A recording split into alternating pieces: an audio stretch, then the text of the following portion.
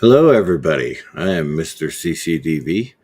I know it's been quite a while since I've actually done a live stream on my own, and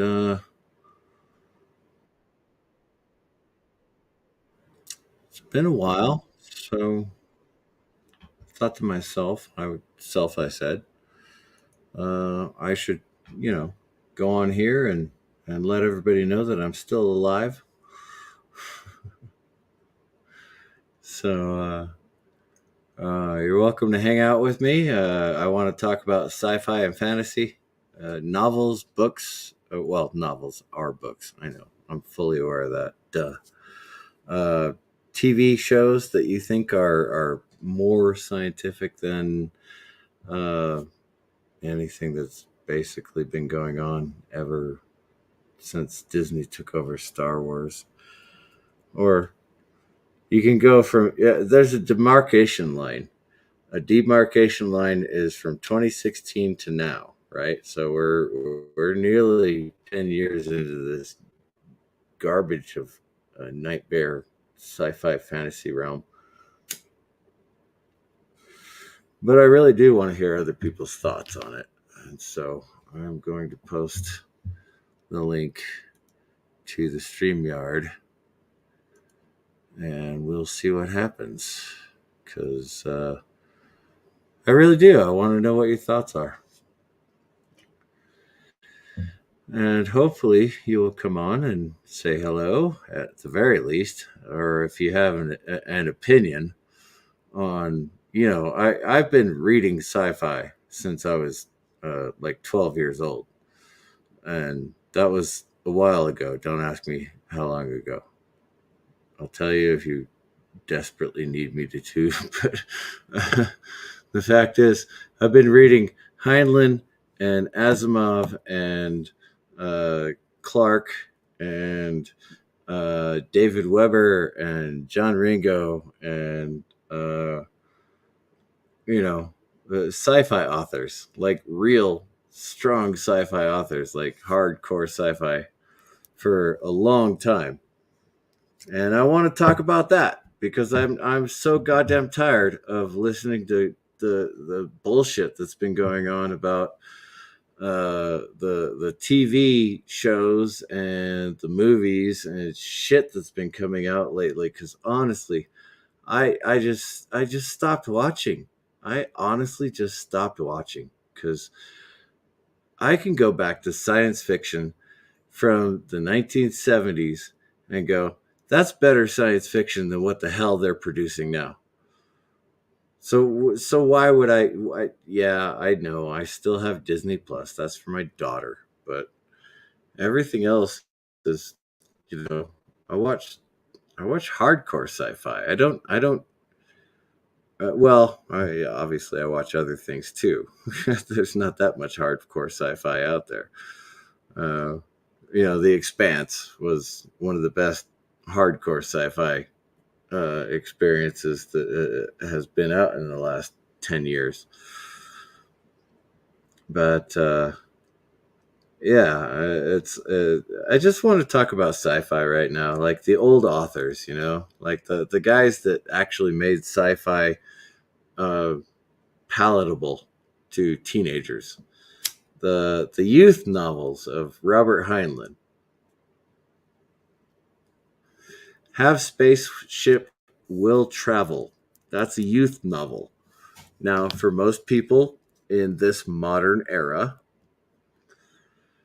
have spaceship will travel is not, in fact, a modern or a child's novel. You have to have adult experience to even understand it because children are not taught the same way they were 40 years ago, 50 years ago.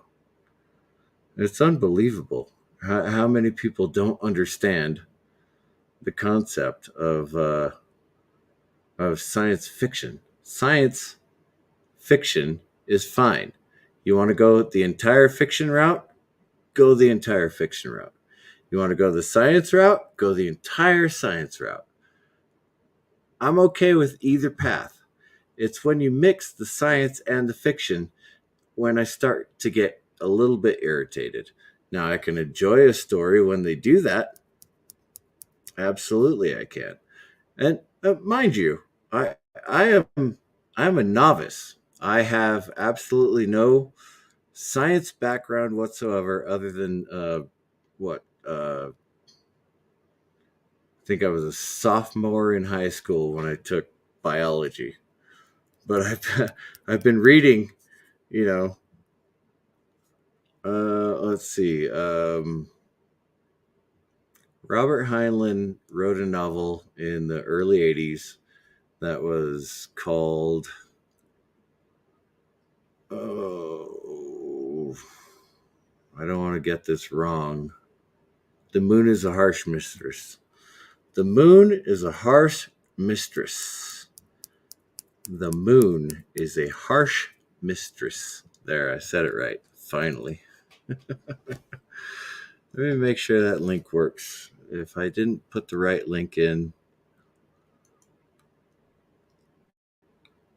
Nope, I put the right link in. Okay. Just wanted to make sure. The Moon is a Harsh Mistress is based on a moon colony. I'm not going to give the dates because I don't remember them specifically. This is the Heinlein universe. So if you've seen Starship Troopers or if you've read the book, then you know who I'm talking about. It's Robert Heinlein. So uh, he wrote The Moon is a Harsh Mistress, and it's about a computer that becomes sentient. It was not intended to be an AI, but they had so much memory programmed into it that it actually became an AI unintentionally. And then it helped to revolutionize the moon, and they got their freedom, etc., etc. So uh, that is the kind of thing that I want to talk about tonight. And if none of you want to talk about it, you'll just have to hear me rant about how they messed up iRobot, right? Isaac Asimov, iRobot. If you've never read the novella, and mind you, it's a novella at this point because every author in the world thinks they have to write 8,000 pages of text in order to be good. But Isaac Asimov knew how to write well in short stories. And so that iRobot is a conglomeration of short stories. If you've ever seen the movie is a conglomeration of the book, which is a conglomeration of the short stories. So you've got the short stories, which encompass 8 hours of work, and then you have the movie, which combined them all into one little short story. So you have 2 hours of Isaac Asimov. If you've ever seen uh, iRobot, the best adaptation that I recall ever seeing is the Bicentennial Man.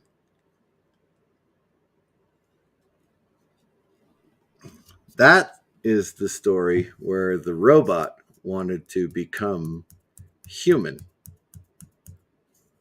And so he spent what, eight, 80 years, 8 decades trying to become human.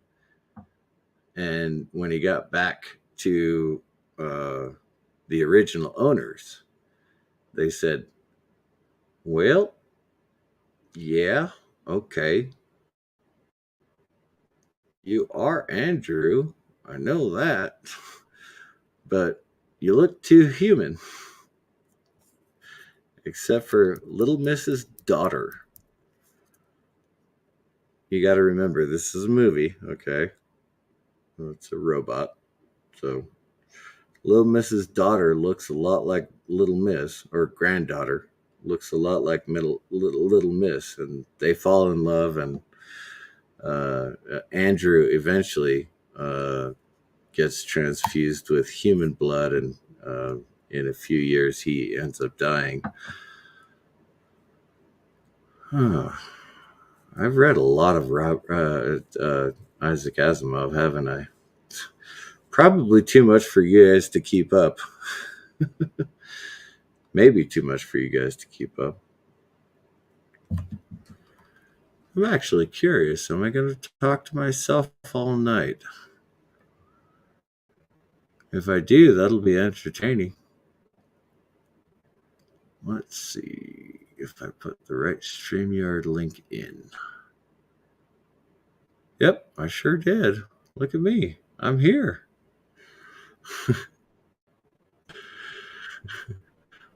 Hey, look at that. I'm talking to myself. Isn't that impressive? Well, I am a real person. I'm not a bot. I know it's echoing. I'm trying to do short sentences. Let's see what happens. I'm going to kick myself out now. Ooh, no, I can't do that. Okay. Oh. Yeah. No, just get rid of that guy. Oh, there you go. Remove.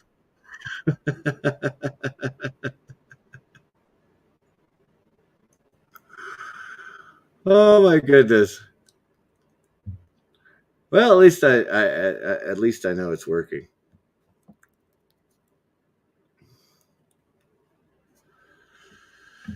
Okay, well, I'll just start going over the novels that I really, really, really like.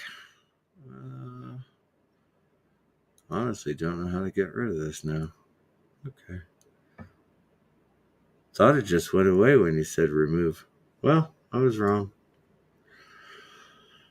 Anyway, now I've got a gray panel on my screen.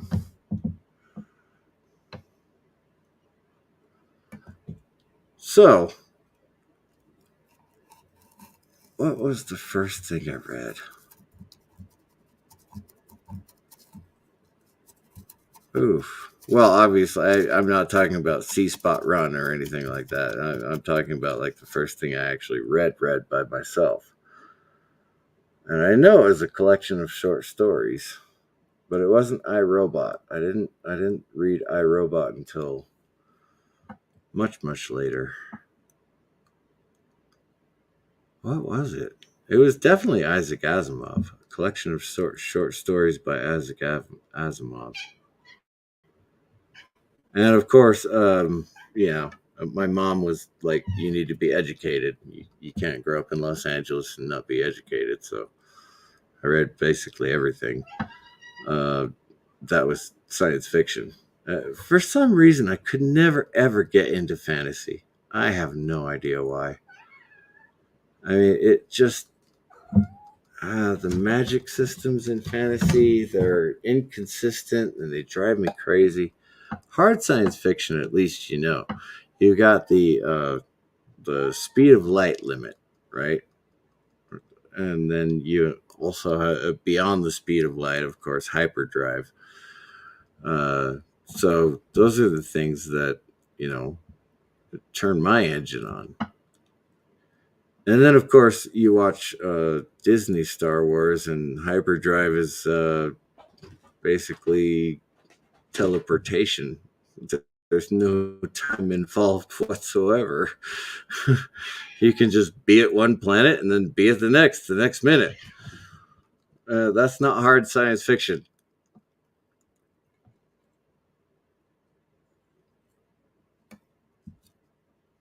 There are a lot of great authors out there. A lot of great authors out there who can do planetary bombardments. They can understand the whole siege of a system.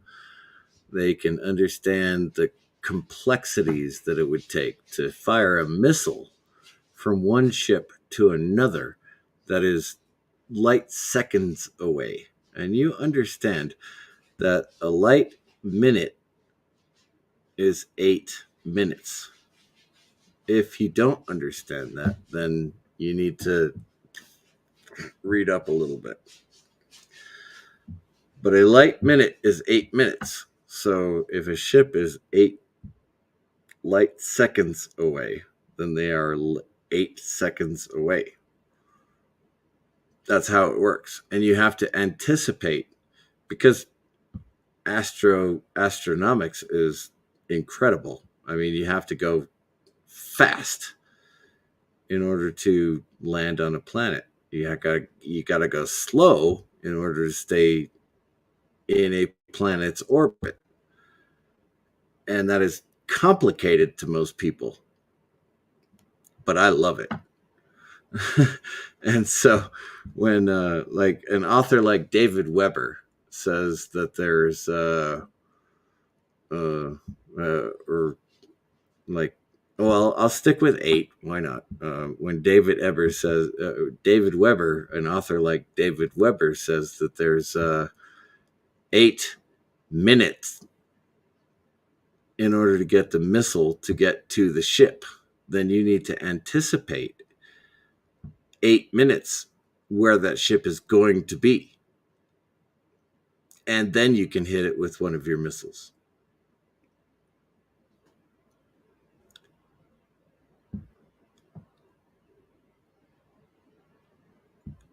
Anyway, so I just wanted to talk science fiction. And should probably, well, no, I put it on, yeah, I put it on X. That's what they call it now, X. And it's in the chat.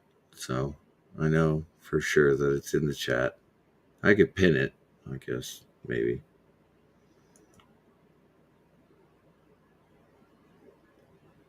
Oh, goodness. It's counting me as a user. Well, I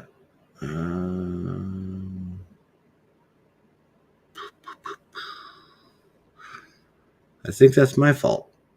So I will back out and come back in. Yep, that is my fault entirely. Okay, I'll end the stream and come back in. See what happens.